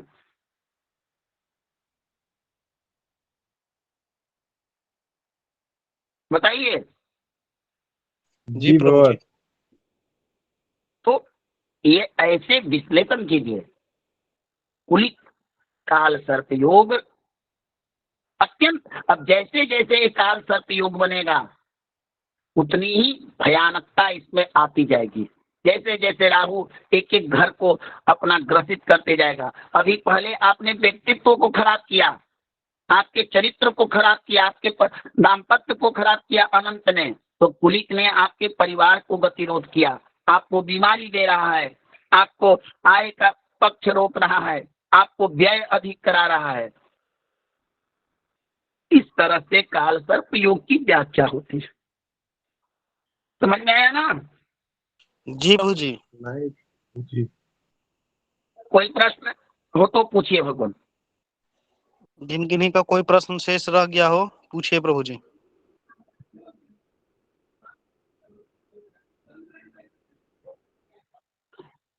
हाँ बोलिए आचार्य शिव जी। हमारा प्रश्न है गुरुजी, अगर राहु मिथुन राशि का द्वितीय भाव में विराजमान है तो क्या फल हो? तो आपका प्रश्न है कि राहु उच्च का हो जाएगा, है ना? बिल्कुल। उच्च का हो जाएगा, लेकिन भगवान राहु किसी न किसी राशि का बैठकर काल सर्प योग बनाएगा, जी बनाएगा। अगर मिथुन राशि का हो जाए तो इसकी जो प्रभाव में होगा भगवान, उच्च का ग्रह बलवान होता है भगवान, बिल्कुल। कुप्रभाव में बलवत्ता और बढ़ जाएगी, ठीक है ना? और अगर बुध एकादश भाव में विराजमान है तो क्या काल सर्प योग ज्यादा प्रभावी? भंग हो जाएगा जब ग्रीक से बाहर हो जाएगा बुध, तो जब बुध देव राहु और केतु से बाहर हुए तो भंग। तो आपने एकादश का मतलब बता रहे हैं कि वो केतु से बाहर हो जाएंगे। गुरुजी, काल सर्प योग तो दूसरे ग्रह के लिए होगा, ठीक है, जहां तक मेरा अनुमान है। मैंने बहुत ऐसा फलित ऐसा देखा है। राहु अगर द्वितीय भाव में या किसी भी भाव में मिथुन राशि का बैठा हुआ है और सारे भगवान पहले यह चर्चा कीजिए कि आप काल सर्प योग से अलग का प्रश्न है कि मैंने इससे संबंधित है? काल सर्प से निमित्त ही है प्रश्न मेरा। जैसे मान लीजिए कि मैंने, सुनिए, आपका कहना है कि राहु मैंने जो भेजा है वो मिथुन राशि का बैठा है, ठीक है ना? बिल्कुल। हाँ, और केतु जाकर बैठा है लग्नस्थ राहु के एकादश भाव यानी कि लाभ भाव में। केतु बैठा हुआ है अष्टम भाव में, ठीक है। और बुध कहाँ बैठे हैं? कोई ग्रह कहाँ बैठे हुए वो एक अलग की बात है गुरुजी, वो छोड़ दिया जाए, जो सारे ग्रह उसके ग्रिप में है। हाँ, राहु बैठा हुआ है द्वितीय भाव में और केतु बैठा हुआ है अष्टम भाव में। तब देखिए तो शिव जी आपका कहने का तात्पर्य है कि राहु जिस राशि में बैठता है तो उस भावेश के अनुसार फल देता है आपका ये। गुरु जी वो बात नहीं मैं कह रहा हूँ। राहु मिथुन राशि में बैठा हुआ है, उच्च का हो करके बैठा हुआ है, तो सारे ग्रह क्या फल देंगे ये तो अलग का विषय है। और गुरुजी वहां पर राहु की शुभता बढ़ जाती है, ये मेरा अपना अनुभव है गुरुजी। नहीं भगवान, शुभता राहु की शुभता ना बढ़ेगी, राहु की बलता अधिक होगी, राहु बलवान हो जाएगा। नहीं, फल तो गुरुजी अलग अलग हो जाते जी हैं। भगवान, बलवान हो जाएगा तो और नुकसान करेगा। नहीं अगर मान लीजिए कि मिथुन में राहु बैठा हो, अस्त हो जाए, तब भी सब उसकी शुभता रहेगी या मान लीजिए नहीं गुरुजी, अस्त हो जाए तब तो उसकी अशुभता हो जाएगी। मान लीजिए कि भगवान ना सुनिए, अगर बुध अस्त हो जाए तब क्या होगा? बुध अस्त हो जाए तब तो वो राशि ही अलग हो गई, वो तो सवाल ही अलग हो गया। नहीं वो तो सवाल ही, वो तो सवाल ही अलग हो गया। हम बुध का नहीं, हमने राहु का किसी भी भाव में हमने देखा है ऐसा कि अगर वो मिथुन राशि में बैठा है, भले ही काल सर्प योग निर्माण हुआ हो, पर उसका शुभाशुभ फल मिल जाता है। भगवान दोनों बातें तो आप बोलते हैं शुभाशुभ, तो ये तो हर ग्रह देता है शुभाशुभ। आप यह देखिए हम शुभता बढ़ जाएगी, राहु वहां पे प्रबल हो जाता है, बुरा होते हुए भी फल अच्छा दे देता है। तो एक बात बताइए भगवान कि किसी पापी ग्रह का प्रबल होना शुभदायक है या अशुभदायक है? बताइए नवीन जी, मंगल जी। पापी यदि हो गए तो अत्याचार ही करेंगे ना प्रभु जी। देखिए आपको बता देता हूँ, शिव जी कुंडली विश्लेषण कीजिए, राहु जब ही शुभ फल देता है, मैं काल सबसे अलग की बात करता हूँ, जब 3, 6, 11 शुभ ग्रह वो भी नुकसान नहीं करता। इन स्थानों में राहु की युति हो, या केंद्रीय त्रिकोणेश से युति बनाए, या केंद्र त्रिकोण की राशियों में बैठकर राजयोग भी करता है। राहु विदेश यात्रा का भी कारक होता है, राहु शुभ फल देता है। लेकिन भगवान 99% मैं ज्योतिष के आधार पर हूँ, अनुभव के आधार पर राहु बुरा ही होता है, क्योंकि भ्रम है। हाँ बिल्कुल वो भ्रम है गुरु जी।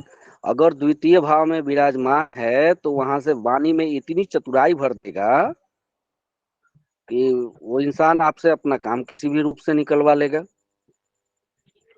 देखिए भगवान, मैं आपसे क्षमा चाहूंगा कि आप जो बातें कर रहे हैं अन्यत्र है। काल सर्प योग में यही चीजें जी गुरु जी, वो अलग विषय है, ये अलग विषय में कह रहा हूँ। ठीक है, आप दिव्यांतर का देखिए, हाँ दिव्यांतर, आप सदैव याद रखिए, मैं सबके लिए कहता हूँ, कुंडली विश्लेषण में यह देखिए कि जो ग्रह का विश्लेषण कर रहे हैं वो किसका है। अब देखिए राहु द्वितीय में बैठेगा तो द्वितीय से वाणी का विचार होता है, कुटुंब का विचार होता है, आर्थिक पक्ष का, तो निश्चित ही उस चीज की हानि करेगा। क्यों हानि करेगा भगवान? कारण हुआ एक तो युति, एक केतु की भी दृष्टि आ जाएगी, सारे ग्रह इसके ग्रिप में आ जाएंगे, सबका प्रभाव छीन कर राहु बलवान होगा, तो दुष्टों का बलवान होना कष्टदायी होगा। और मैंने पहले भी बता दिया है कि कुंडली में काल सर्प योग में या ऐसे भी 12 घरों में अत्याधिक प्रभाव इन्हीं का होता है, राहु और केतु मिलाकर करते हैं। तो इसलिए कुलिक नामक काल सर्प योग में जातक अपनी ही वाणी के कारण परिवार में कलह करेगा, आर्थिक पक्ष मजबूत होगा, गंभीर कोई बीमारी होगा, गुदा की बीमारी आप लोग समझते हैं ना?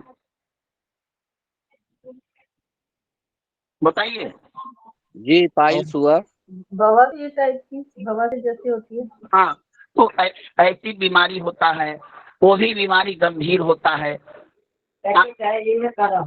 आय पक्ष कमजोर हो जाएगा, बहुत तरह की परेशानी देता है काल सर्प योग, ठीक है ना? ठीक है नवीन जी। और किन्हीं का कोई प्रश्न है? जिनका प्रश्न है प्रश्न करें प्रभु जी।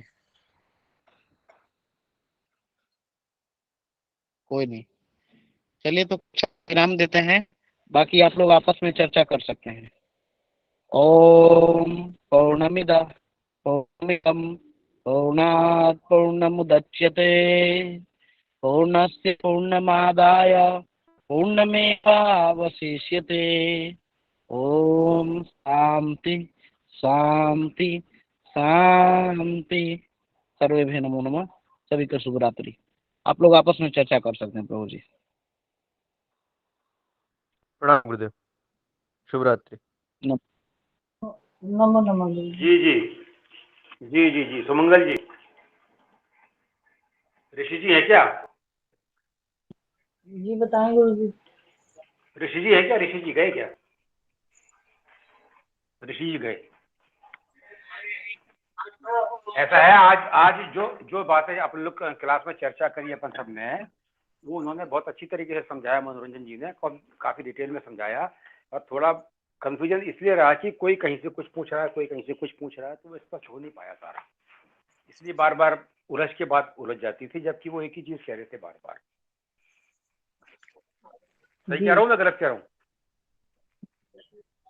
नहीं मुझे ना बस यही परेशानी हो रही थी कि शुरू से ही, अभी नहीं, काफी टाइम से जो जब ज्योतिष करती थी या करती हूँ या पढ़ते हैं भी हैं, तो यही दिक्कत होती थी कि राहु की डिग्री को कैसे माने, हालांकि वो वक्री अभी चल रहा है। अगर आप लोग माइंड ना करो और समय हो, तो जो मेरे को समझ में आया है, मैं थोड़ा बोलता हूँ, आप जरा देखिए, उससे कुछ क्लियर होता है क्या?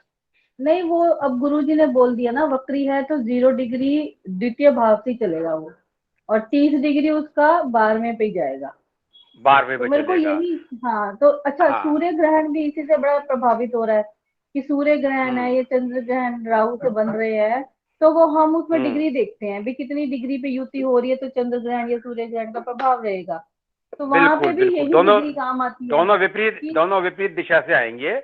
और अगर दोनों विपरीत ये दिशा से आएंगे। और राहु लेफ्ट से राइट की, राहु अगर लेफ्ट से राइट की तरफ आया, और अगर ये 15 डिग्री आ गया, और वो नहीं ये हाँ, और चंद्र वहां से आया राइट से लेफ्ट की तरफ, वो आया 10 डिग्री, तो वो राहु के अंदर ही रह गया ना, पार तो नहीं कर पाया ना अभी। राहु के अंदर, हाँ जी, मैं भी तो यही कह रही थी, गुरु जी कह रहे थे हाँ कि तो नहीं हाँ नहीं, ज्यादा ये क्लियर है। तो ये काल सर्प योग रहेगा उदित वाला, पूर्ण वाला, इसमें अंशात्मक नहीं आएगा। पूर्ण नहीं आएगा। अगर यही ये अंशात्मक नहीं, अगर यही राहु जो है 15 पे रुक गया था, राहु अगर 20 पे आ जाए, लेफ्ट से राइट की तरफ 20 पे आ जाएगा, आगे और चला गया चंद्रमा राइट से लेफ्ट की तरफ भी 20 पे आ गया, तो फिर ये 10 डिग्री वो के आगे अंतर पे आ जाएंगे। तो राहु चंद्रमा राहु से 10 डिग्री आगे चला गया, बाहर चला गया, बाहर चला गया, तो ये अंशात्मक हो लेकिन जाएगा, क्योंकि एक ही राशि में रहेंगे तो अंशात्मक है। लेकिन एक ही राशि में दोनों है, इसलिए राहु का बहुत कम प्रभाव पड़ेगा, और ये अंशात्मक काल सर्प दोष रहेगा। अब हाँ, ठीक है। अंशा वो भले ही बाहर आ गया, लेकिन अंशात्मक है। और अगर राहु के अंदर रह जाएगा या केतु के अंदर रह जाएगा, तो वो पूर्ण रहेगा।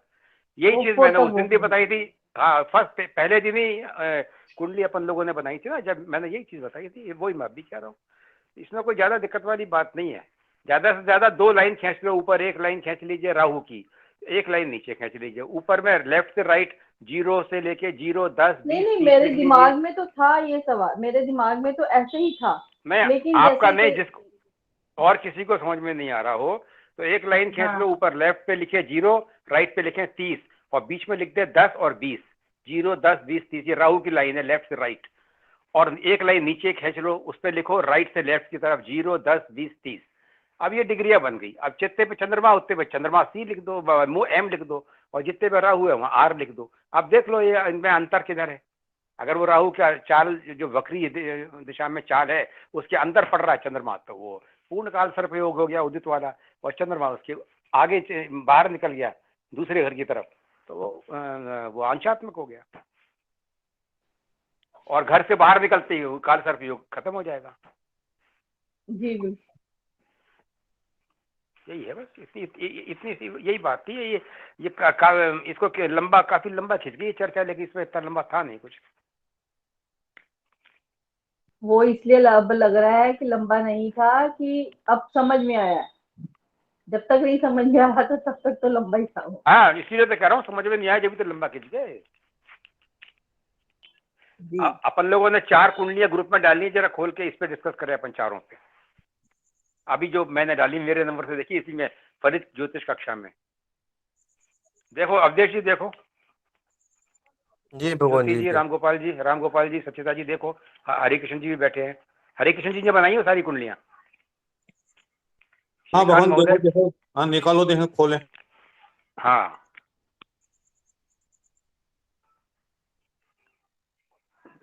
राम गोपाल जी सुन रहे हो मेरी आवाज? नहीं सुन रहे। ज्योति जी है?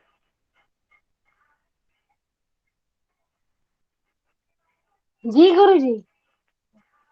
जी जी जी जी, वो कुंडली अपने फलित जो कक्षा वाली में देखो आप, 4 कुंडलियां हैं जो मैंने डाली, मेरे नंबर से हैं। जी, मैं एक सवाल करना चाहता हूँ। ये कुंडली आपने बनाई है या किसी आपके परिचित की है? नहीं, मैंने नहीं बनाई, ऐसे ही बनाई है, बैठी अंदाजे से बनाई है हमने, समझने के हिसाब से आई है हमने। अच्छा, हरिकृष्ण जी हैं, वरिष्ठ काफी सदस्य हैं अपने संस्थान के, और उस पहले दिन ही जब बताया गया था तब उन्होंने अंदाज से बनाई थी। तो वो तो इसमें ऐसी बात नहीं है कि ये सही देखिए होगी या गलत होगी। भगवान, पहले दिन ही पढ़ाया था, उसी दिन उन्होंने 4 कुंडलियां बना दी, तो ये एक बड़ी बात है अपने आप में। भगवान पहला वाला जो कुंडली है ना, उसमें उदित काल सर्प इसलिए है क्योंकि ये राहु हमेशा बायां बायां चलता है। तो 1 से लेके 7 तक जब राहु चल के इधर से आएगा तो सारे ग्रह उसके प्रभाव में आएंगे। हाँ, तो बिल्कुल इसी सही है। वजह और से ये उदित काल सर्प योग है। हाँ बिल्कुल, और बाकी को बोलने दीजिए महोदया जी, और राम गोपाल जी, अवधेश जी, ज्योति जी। जी भगवान जी। है ना, ये उदित समझ में आ गया ना? ये वाला पहली कुंडली उदित काल सर्प योग है। हाँ भगवान, ये वाली समझ में आ गई जी।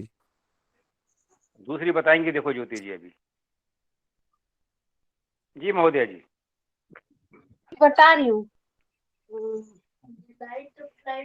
दूसरे वाले में राहु से केतु की ओर चलते हुए, जब राहु बाएं भाग से चलता है तो 12वें, 11वें, 10वें और 9वें से जब 7वें पे आएगा तो कोई भी ग्रह इसके प्रभाव में नहीं है। तो इस वजह से इसको अनुदित काल सर्प योग कहा गया है।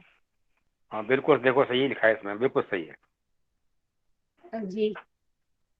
और जी। और कोई तीसरे में और हाँ जी कहिए। नहीं, और भी तो लोग बैठे ना, बाकी सब लोग बताएं। मैडम सही बोल रही है जो महोदया जी।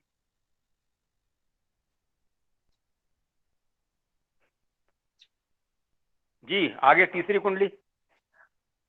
कोई भी कुछ बोल ही नहीं रहा है। सब सुन कोई रहे बात हैं, नहीं, आप बोलते रहिए, इसको सुन रहे हैं बाकी लोग सब सुन रहे हैं, सब बैठे हैं, इसका मतलब सुन रहे हैं। बोलिए महोदया, बोलिए, श्रवण कर रहे ये हैं। ले आ रहे हैं श्रवण। और तीसरे वाले कुंडली में 6ठे घर में राहु बैठे हैं और 12वें घर में केतु बैठे हैं, जिसमें केतु जो है, मंगल जो है वो 16 डिग्री पर है और केतु जो है वो 7 डिग्री पर है। जो मंगल जो है वो केतु से ज्यादा हो गया है और उसका जो बल है, अंश बल, वो ज्यादा हो गया है, इसलिए वो उसके प्रभाव से मतलब हट गया है। तो इस वजह से इसमें और कोई भी ग्रह इसमें जो है राहु का यही मंगल का ही जो अंश बल है जो ज्यादा हो गया है, मुझे लगता है इसी वजह से इसमें काल सर्प दोष नहीं है। इसमें नहीं है। अभी बताया था जी, ना कि बिल्कुल अगर सही। एक ही राशि में अगर बैठा है ग्रह और अगर उसके डिग्री से बाहर भी चला जाएगा, एक ही राशि में है तो अंशात्मक होगा। अभी बताया था ना। और ये पता है अंशात्मक अनुदित है, अंशात्मक वो है, उदित वाला अंशात्मक नहीं हो है जाएगा ये तो अनुदित, फिर अनुदित वाली बात खत्म। अंशात्मक है कि नहीं? अंशात्मक तो है, अनुदित है, अनुदित हाँ। का प्रभाव ही हाँ। नहीं है अंशात्मक होने के बावजूद भी। हाँ, अंशात्मक हाँ, के बाद इसका अनुदित तो है खैर। जी, और कोई बताएं केतु से तो बंध किसी को? इसमें ये चीज है, भगवान ये अंशात्मक वैसे अंशात्मक कहा जाएगा। दिखने में ये अंशात्मक लग रहा है, लेकिन क्योंकि अनुदित है ना, तो उसका असर कब होगा? जब तक कि ये पोजीशन इनकी चेंज हो जाएगी ग्रहों की, भगवान रिकॉर्डिंग हाँ, बंद हाँ। करवा तो दीजिए, ये रिकॉर्डिंग। तो ये अनुपस्थित हेलो ही रहेगा ये। एक बात और भी है, वशिष्ठ ये प्रभु तब जी, प्रभाव देगा, रिकॉर्डिंग बंद करवा दीजिए। मेरे पास नहीं है रिकॉर्डिंग बंद करने का। ये तब प्रभाव देगा जब गोचर में, वैसे जो गुरु जी ने बोला, जब गोचर में ये एक्टिव होगा तो प्रभाव देगा, अदरवाइज ये सोया हुआ समझ लो आप। और जब तक ये अपने चेंज हो जाएंगे, ग्रहों की पोजीशन चेंज हो जाएगी जब तक, तो फिर ये खत्म ही हो जाएगा। नहीं नहीं, कुंडली में तो बना ही रहेगा। कुंडली में तो बना जाएगा ना, वो आगे पीछे चले जाएंगे। जब गोचर इसका जब तक आएगा, जब तक मंगल वहीं थोड़ी बैठा रहेगा, वो आगे चले जाएगा कहीं नहीं पे। नहीं, जब गोचर में सेम स्थिति आएगी ना, तब ये प्रभाव देगा, उससे पहले नहीं। आप चाहे जिंदगी में आए या ना आए, वो एक अलग बात है। हाँ वो हाँ, ठीक लेकिन जब भी आएगा प्रभाव बहुत कम देगा, क्योंकि अंशात्मक है और अनुदित भी है। और अनुदित भी है। हाँ, चौथी चौथा। बताइए, चौथी फोर्थ देखिए, 4 नंबर। ये तो बन ही रहा है अंशात्मक, ये इसमें अंशात्मक क्यों लिख दिया? तो क्या है आप बताओ, सही वही तो ये- करना है करेक्शन। ये उदित काल सर्पयोग है, क्योंकि तो राहु proper से बना हुआ केतु है। की ओर जाते हुए सभी ग्रह इसमें आ रहे हैं। जी। ये तो प्रॉपर उदित ही है। हाँ जी, हाँ, अवधेश ये जी उदित काल सर्प। उदित है। 5वां। क्या भगवान? चौथा और पांचवें में ना 5वां। अंशात्मक लिखा, पांचवें में अंशात्मक लिखा हुआ है, तो ऐसे ही जबकि लिखा वो हुआ भी है, अंशात्मक। अपना बताइए आप। अच्छा आ- अच्छा, मैंने आपने बताया रख ना, लिया। जिस दिन पढ़ाया था पहले दिन ही बनाई थी कुंडलियां, तो इनमें कोई कमी बेशी होना स्वाभाविक है। पहले दिन तो किसी को समझ में नहीं आता, जिस दिन इन्होंने बना दी सब कुंडलियां। अच्छा अच्छा अच्छा, नहीं इसमें भी उदित 5वां ही आप है। बताओ। अब आज जो अपन लोग 3 दिन चर्चा कर ली, उसके हिसाब से 5वां क्या है? उदित है इसमें भी। अवधेश जी। जी भगवान, बताओ उदित है, चौथा उदित है 5वां। जी, उदित है ना। अब ये हाँ उदित है, ठीक है उदित है। अब ये 5 कुंडली भगवान गुरुदेव ने सब सही बता दी, सारी सही है, ये जो लिखा हुआ वही है। आप कैसे माने? पहले वाले को उन्होंने उदित भगवान बताया ये है। एक चीज मुझे बताएं कि इसमें उदित तो लग रहा है, लेकिन राहु 28 और बुध 29 है, तो इसका क्या मतलब? यही तो क्लियर कराया है, डिग्री बल का क्या फर्क है, ये तीसरे घर में है राहु से। क्योंकि राहु की नहीं नहीं, दृष्टि मैं बुध पर बताती हूँ पड़। इसका, रुको हाँ बताइए बताइए बताइए। रुको रुको, मैं बता देती हूँ इसमें क्या है। देखो, ये उदित काल संयोग है, ठीक हो गया। अब रही बात जो आप बुध 29 कह रहे हो, काल सर्प दोष के अंदर आने वाले ग्रहों की डिग्रियां वो मायने नहीं रखती। ग्रह बैठे हैं ना, डिग्रियां तब आप उसको काउंट करो जब आप बुध का प्रभाव ले रहे हो। सूर्य के साथ बुध बैठा है, अस्त है नहीं अस्त है, क्या प्रभाव देगा, 10वें घर का है, 29 डिग्री का है। जब आप एक पर्टिकुलर स्पेशल ग्रह की बात करोगे उसकी दृष्टि, तो आप बुध 29 डिग्री समझो। काल बिल्कुल सर्प सही। दोष के अंदर सिर्फ उसको ग्रह समझो कि बुध ग्रह अंदर आ गया, काल सर्प दोष बना दिया उसने राहु के, इतना ही समझो बस इसको। अच्छा, ऐसा नहीं है महोदय मतलब ये जी, पूर्ण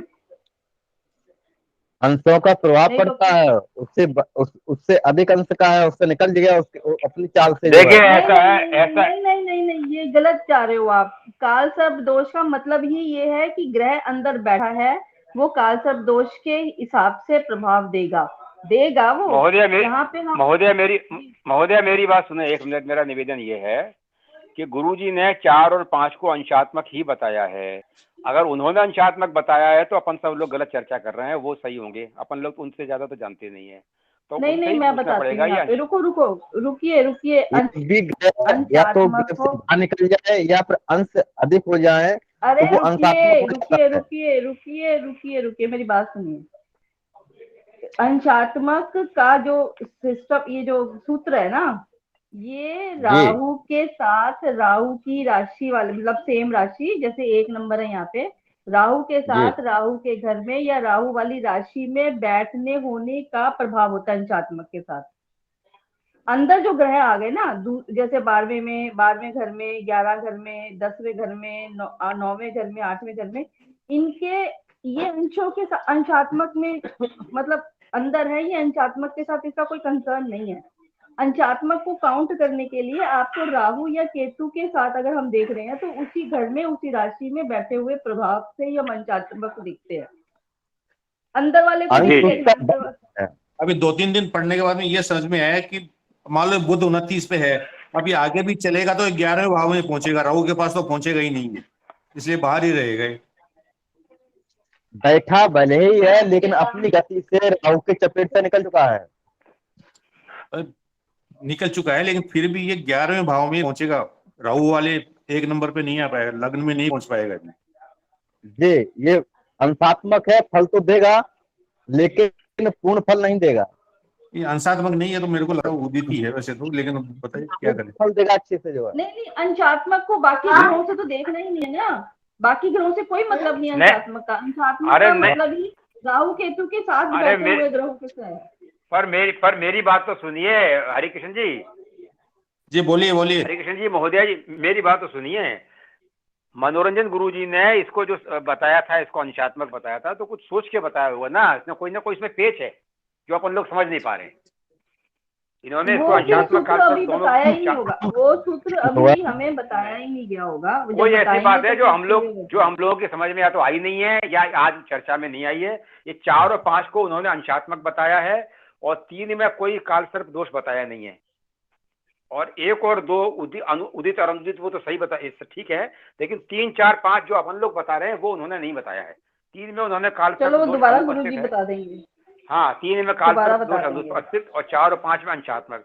तो ऐसा नहीं हो कि अपन लोग कहीं गलत अंडरस्टैंडिंग ले लें, क्योंकि वो बोल रहे हैं तो इसका मतलब कहीं ना कहीं कुछ ना कुछ बात तो इसमें है, चाहे वो डिग्री की बात हो चाहे वो हाँ कुछ ना कुछ तो इसमें है। उन्होंने अंशात्मक बताया है। जब ये जैसे खत्म हो जाएंगे तब देख। काल सर्प दोष का ये है कि राहु और केतु के मध्य में कोई भी खाना खाली ना हो, सारे में लगातार बैठ जाएं, तब पूर्ण मान्यता। एक भी अंश से बाहर निकल गया या जैसे हमारा 3रा नंबर है, यहाँ पर 7वां भाव खाली है, ठीक है, राहु 6ठे भाव में है और 10 भाव में केतु पहुंच गया, एक भाव या खाली है, तो ये लगातार नहीं हुआ तो ये अंशात्मक हो गया। यहाँ अनुपस्थित लिखा हुआ है काल सर्प योग 3रे में। नहीं ऐसा कुछ नहीं है, गुरुजी ने कहा था चाहे एक ही भाव में सारे ग्रह बैठ जाएं लेकिन अंदर होने चाहिए बस। काल सर्प तब बनेगा जब अंदर होंगे, जगह खाली नहीं होना चाहिए, लगातार होना चाहिए। नहीं ऐसा बोला तो नहीं था गुरुजी ने, पता नहीं, चर्चा कीजिएगा आप लोग जो है। उन्होंने यही अंदर होने चाहिए। हमको ये थोड़ा बताइए उदित और सुनिए, ये उदित अनुदित का क्या बैठे हैं वो मायने नहीं रखता, किस भाव में कितने ग्रह बैठे हैं वो मायने नहीं रखता, बस अंदर होने चाहिए सारे। कहने का मतलब है ग्रह कितने भी बैठे हो लेकिन जो भाव है वो भाव खाली होकर के नहीं, लगातार होना चाहिए, उसके अंदर होना चाहिए। ये नहीं है खाली पे 4थे में पहुंच गया, ये छोड़ के 2रे में पहुंच गया, ऐसा नहीं, लगातार होना चाहिए, गैप नहीं होना चाहिए। तो गैप का और अंशों का दोनों देखना पड़ता है। बताया था गुरुजी ने बताया था, ये आपकी अपनी स्टडी है। ग्रहों के अंश क्या है, ग्रहों की अवस्थाएं हैं, ग्रहों के अंश नहीं बल है उनका। ये गुरुजी ने नहीं, 1 मिनट, ये गुरुजी ने सूत्र बताए हैं, ये आपकी अपनी स्टडी है। गुरु से चर्चा करेंगे इस विषय पर। हमें तो गुरु से भी पढ़ता हूँ, मैं तो काशी में रहता हूँ, वो लोगों से पढ़ता हूँ तो नहीं, मतलब ये आपकी अपनी स्टडी है ना, जब गुरुजी बताएंगे तभी समझ में आएगा। जी हो सकता है ये जो सूत्र बता रहे हो ये सूत्र होंगे, अभी गुरुजी आगे बता देंगे। 1 मिनट मेरी बात सुनिए। अच्छा ये उदित का अनुदित का कैसे पहचान करेंगे कि उदित के अनुदित है? रुको अनुज जी 1 मिनट रुको, जरा बोलने दो हरी जी। हाँ जी, यहाँ पर 30 नंबर की कुंडली है ना, ये असली कुंडली है जातक की, और इसको हमने एस्ट्रोसेज में डाल के देखा तो उसमें भी लिखा है कि इसमें काल सर्प योग नहीं है, ऐसा उसमें एस्ट्रोसेज में भी ये आया है लिखा हुआ। क्यों नहीं है? क्योंकि इसका एक भाव खाली है। अब क्यों नहीं है तो उसमें नहीं लिखा, लेकिन उसमें लिखा है कि इसमें काल सर्प योग नहीं बन रहा है, साफ लिखा हुआ है। हम बता रहे हैं ना कि 7वां भाव खाली है, इसका गैप है। आज एक ऐसी कुंडली मेरे पास भी है, उस पर लिखा है काल सर्प दोष है, लेकिन गुरुजी ने बताया उसमें नहीं है। अभी मैंने चर्चा की थी ना पर्सनल पर, इसीलिए तो मैं इस पे चर्चा कर रहा हूँ कि अपन लोग गलत समझ रहे हैं सारा ही। उसमें क्या भाव खाली है क्या एक बीच में? उसमें 1 मिनट बताता हूँ। उसमें काल सर्प योग जो पंडित जी ने कुंडी बना के दी है, आज से करीब साल भर पहले की बात है, जब मैं इस संस्थान में नहीं था तब बनाई थी, जब काल सर्प दोष लिखा था। और अभी जो बच्चा हम लोगों ने पढ़ाई करी है इसमें इन्होंने बताया, इसमें नहीं है। रुकिए, इसके अंदर देखो गुरुजी ने एक बात और भी अच्छे से बताई है कि समाज में बहुत तरह के भ्रांतियां हैं। इसमें एक खाना खाली है भैया अनुज जी, जी एक खाना खाली है। हाँ, तो उसमें जो है नहीं होगा, उसमें लिखा है, कुंडली में लिखा है। हाँ कुंडली में जो पंडित जी ने बना के दी है वो लिख रहे हैं काल सर्पयोग बनता है। जी जी जी, नहीं नहीं, लगातार ग्रह उसके मध्य में आएंगे तब होगा। अंशात्मक एक भी बढ़ गया तो वो उससे ग्रह से भाग चला जाएगा, चाहे भले ही उस खाने में क्यों ना बैठा हो वो ग्रह, क्योंकि उसकी अवस्थाएं हैं, बल है उसका, प्रभु उसके बल से प्रभु भी जी निकल जाएगा। कोई प्रमाण है प्रभु जी, कोई प्रमाण है आपका? प्रमाण मैं आपको दूंगा किताब से खींच करके जो है। हाँ प्रभु जी प्रमाण देंगे भाई आपका, हम बात विश्वास करेंगे आपका। जी जी जी जी जी जी भगवान। और काल सर्प योग की बात करेंगे तो प्राचीन पुस्तकों में किसका इसका उल्लेख मिलता ही नहीं है। वो ठीक है नहीं गुरुदेव, मिलता है ज्योतिष। भगवान वो तो मनोरंजन गुरु जी बताएं कि भाई उसका उल्लेख नहीं मिलता है, तो मानते हैं भाई गुरु जी की बात है। जी लेकिन जो जी आप जी बता रहे जी हैं वो गुरु जी हट के बता रहे हैं आप, तो भाई आप आपका अगर कोई प्रमाण हो तो भाई आप बताएं, तो आपको बात को हम फिर विश्वास हाँ, करेंगे। आज की पुस्तकों में दिया है, मैं वो आपको दूंगा जी ढूंढ जी के भगवान। कहीं से, क्योंकि मैं प्रार्थना किया हूँ और मैं उसको खुश तो करूंगा। कौन सी हाँ पुस्तक है तो भगवान, बताइए कौन सी पुस्तक है? दो चार तो मेरे पास पुस्तक अब है, उसमें इसमें हम ध्यान देखेंगे। नहीं आ रहा है, मैं आपको बताऊंगा। जी जी ठीक ठीक। चलिए भगवान, रिकॉर्डिंग लंबी हो रही है, इसको बंद करिए अभी। हाँ रिकॉर्डिंग लंबी हो रही है। ये जो अभी अभी आपने प्रश्न जो है अच्छा, ये अनुत्तरित है, उदित और अनित का क्या पहचान है, क्या सूत्र है उदित और अनित? अभी क्या रिकॉर्डिंग बाय बहुत में लंबी हो सारे गई ग्रह आ अनुज जाए जी, तो मैं उदित है? जी रिकॉर्डिंग बहुत लंबी हो गई है, आप मुझे फोन करो अभी ठीक है। इसके निकलने के बाद, है ना, अभी बात कर लेंगे। रिकॉर्डिंग बहुत लंबी है, सही कह रहे हैं वो, और इसमें कोई ज्यादा कठिन नहीं है, होती तो मैं समझा दूंगा, कोई दिक्कत नहीं है। एक बार में समझ में आ जाएगा आपके। अभी रिकॉर्डिंग बंद करा के मुझे आप कॉल कर लो।